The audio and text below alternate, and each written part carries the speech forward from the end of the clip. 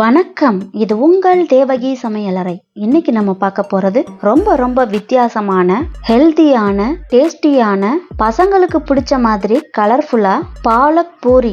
இப்ப வாங்க அதை எப்படி செய்யறதுன்னு பார்க்கலாம். ஒரு கட்டு பாலக்கீரையை 2 தடவை நல்லா தண்ணியில அலசி எடுத்துட்டேன். இந்த கீரையோட சைஸ் பெருசா இருக்கிறதுனால இதை ஆயிரதும் ஈஸி, கழுவுறதும் ஈஸி.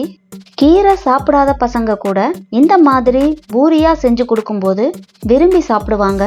கீரையில இருக்கிற தண்ணியை நல்லா புழிஞ்சிட்டு கீரையை மட்டும் மிக்ஸி ஜார்ல சேர்த்துக்கலாம். கூடவே இந்த அளவுக்கு இஞ்சி, 1 கிரீன் சில்லி, 1/2 டீஸ்பூன் சீரகம் எல்லாம் சேர்த்து தண்ணி ஊத்தாம நைஸா அரைச்சு எடுத்துக்கலாம். அரைச்ச கீரையை ஒரு பாத்திரத்துல சேர்த்துக்கிறேன். கீரையை வேக வைக்காம பச்சையா அரைக்கிறதுனால பூரியில பச்சை வாசமோ இல்லை கசப்பு தன்மையோ தெரியும் அப்படின்னு நினைக்க வேண்டாம். எந்த வித்தியாசமும் தெரியாது. நார்மல் பூரி மாதிரி தான் இருக்கும். கலர் மட்டும்தான் பச்சை கலர்ல இருக்கும். அதனால நீங்க தைரியமா இதை ட்ரை பண்ணலாம்.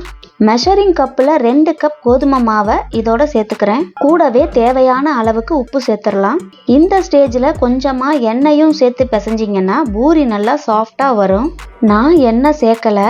எண்ணெய் சேர்த்து பிசைஞ்சிங்கன்னா சாஃப்டாகவும் கிறிஸ்பியாகவும் வரும். மாவு பிசையறதுக்கு தண்ணியே தேவையில்லை. கீரையில் இருக்கிற ஈரப்பதமே போதும். மாவை இந்த மாதிரி பிசைஞ்சதுக்கப்புறம் 5 நிமிஷம் கழித்து பூரி போட்டுக்கலாம். இப்போ ஒவ்வொரு பூரியா தேய்ச்சி ரெடி பண்ணிக்கலாம்.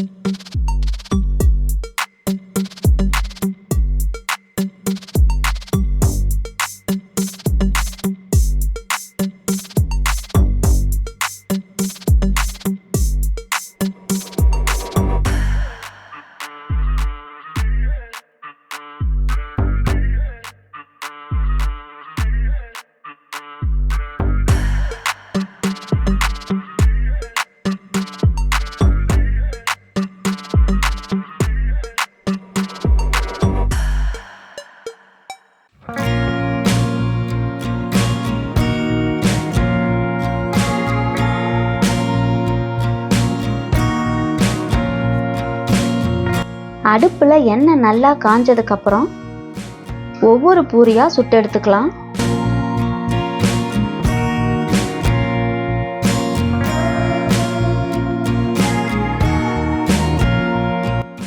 எப்பவுமே பூரி சுடும்போது அடுப்பு லோ ஃப்ளேமில் இருக்கக்கூடாது. மீடியம் டு ஹை ஃப்ளேமில் இருக்கணும். அப்போ தான் பூரி நல்லா உப்பி வரும்.